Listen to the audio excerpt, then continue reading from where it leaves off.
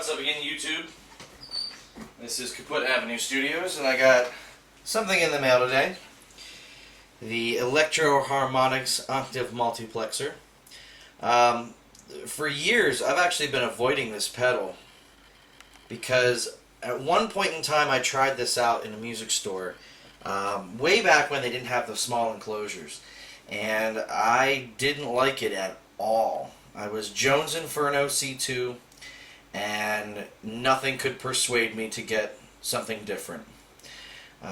Today, however, I made the jump and I got myself an Octave Multiplexer, and I just spent about 5 minutes playing this this octave pedal, and I gotta say it's not bad at all. I actually am really enjoying this pedal. It's got some interesting control features on it. One of which is the sub switch, which is by far and wide one of the most ridiculously crazy bass switches I've ever heard on any pedal I've played with, and I've played with quite a few. When you kick this on, you better make sure that your volume's not up, because you will literally shoot the cones out of your woofers, rattle the rafters, knock the plates out of the cabinets. It's immense. It's incredible. There are a few things you have to worry about with setup. Obviously, you've got an input over here, which is where my cable's plugged into, and you've got two outputs here. This one here is the effect out, and this one here is a dry out. You can use this as a splitter and go through multiple sets of pedals. Say you want to put an octave in front of a distortion box over here, but you want clean tone to come through and go to another distortion box. You can do that with this. I'm not sure how it works with both of them plugged in. I only have the one signal plugged in right now. It uses a regular 9-volt power adapter. I have a one spot plugged in. I'm sure there's a battery clip on the inside. It's metal, whatever. Doing this in a different location. I'm over here at the video studio, and we're plugged into my Focusrite Scarlett 2i2, straight out of the pedal, straight in. No amps, no pedal board, no nothing. This is the pedal and the only pedal in the chain. I'm going to do another review with the OC2, and I'll probably put the pedal board together and give you guys a couple examples of what it does with other things. But for right now, this is what we got.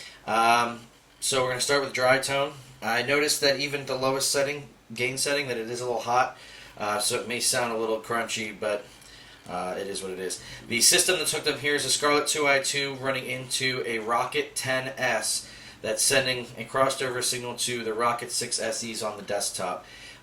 So there is going to be a sub in here. It may actually sound a little bit deeper, but there are also tweeters in here. So it may sound a little clacketier than, say, with a rig situation. So we're going to start right now. We'll go with some clean tone.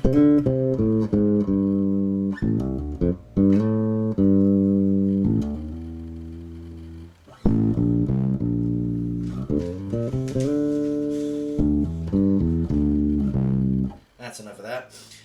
Now this is sub switch off with all knobs at 12 o'clock. I'm going to go ahead and turn that on. I got a nice little red LED to let you know.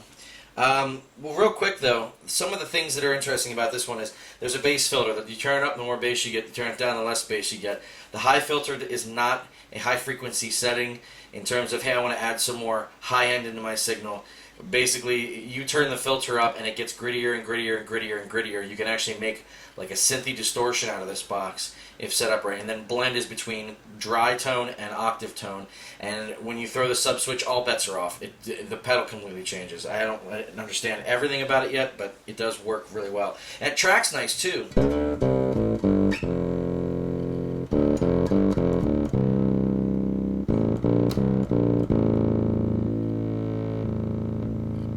Now that last one that geeked out is the low open A, but if I fret an A, it seems to work fine. So let's show you some of these other settings here. The high filter, we're going to turn all the way down, and that's it.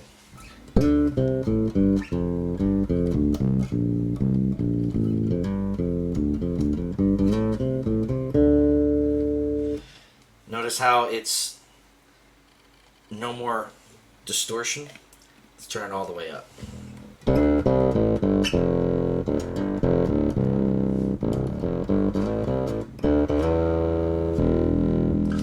So it sounds like it just squares it off, but it gets synthy. Turn the blend all the way to the top. And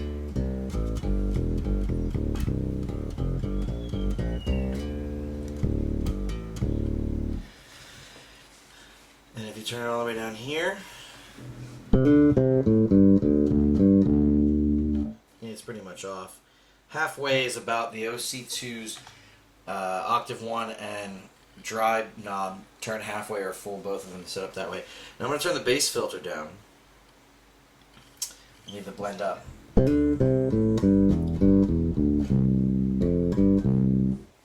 Let's turn the blend all the way up with the bass filter and high filter down.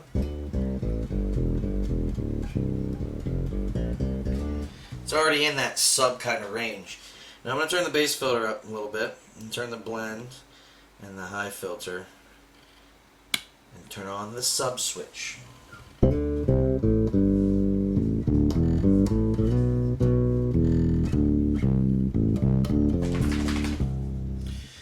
Now, if we turn the high filter all the way up with this,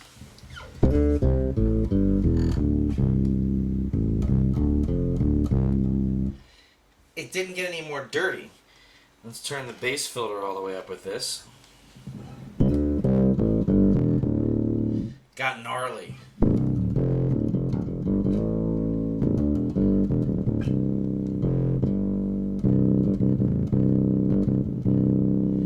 So you get the idea.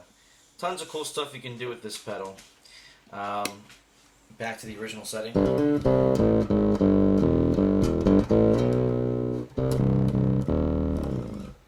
So it's got some pretty interesting stuff to go with it.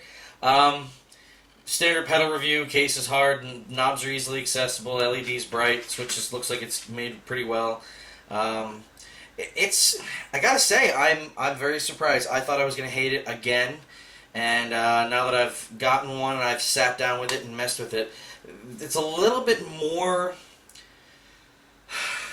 It's more flexible than the OC2,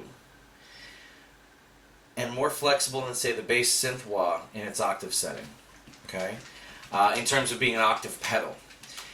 It doesn't quite do the OC2 sounds that I love as well, but it does its own thing, and it does it really well. I may end up keeping both on the board, to be honest. I'm not quite sure yet. But it is a very, very good pedal, and for the money they sell for, there's absolutely no excuse not to have something. You can get a clean octave out of this. The question is how defined are the notes going to be? And that's something that I think it lacks, is note definition at higher volumes when trying to run clean without having any type of square wave on it. But overall, I gotta say, I mean, if you can find one of these, if you find it used, if you find it somewhere like on TalkBass or on a forum someplace or some garage sale, or you go into Guitar Center and it's in the used pile for $50 or whatever, it's definitely worth looking into. You will make your money back selling it for $50 if you bought it for $50, but it's definitely something that I would absolutely say go for when it comes to a pedal that is very, very usable in popular music now, and especially with dubstep going on. The big thing that's there. I mean, this is part of the key to getting a square wave octave. You're getting there. You could use a filter and maybe a wah or some other stuff with a fuzz, and you could create some crazy, wacky sounds. Stay tuned. I'm going to be shooting another video here in a couple minutes. I'm going to try and do a comparison between the Octave Multiplexer and the Boss OC2 to give you an idea of what some of the sounds it can make. And plus, I'll probably also throw this in on the board and see what happens when we add it to some other pedals. But for the money and for the time invested, this is a great pedal. Don't not buy one. They're that good. Old case is pretty cool. I like the new case. It's a little smaller, but it's the same pedal. So either old or new, you'll be fine. But definitely check out this pedal. It's well worth the money. I'm going to give it a 3 out of 5 stars for, or 3 out of 5 dollar signs for its value. It's a one-trick pony. Well, we'll call it a 1.5 trick pony because you can tweak the octave setting. But it's still only an octave pedal. So for your money, you're only getting one effect, but the effect is good, and it's definitely something that I would want to have around. If I were to need an octave pedal, this might actually be my new go-to.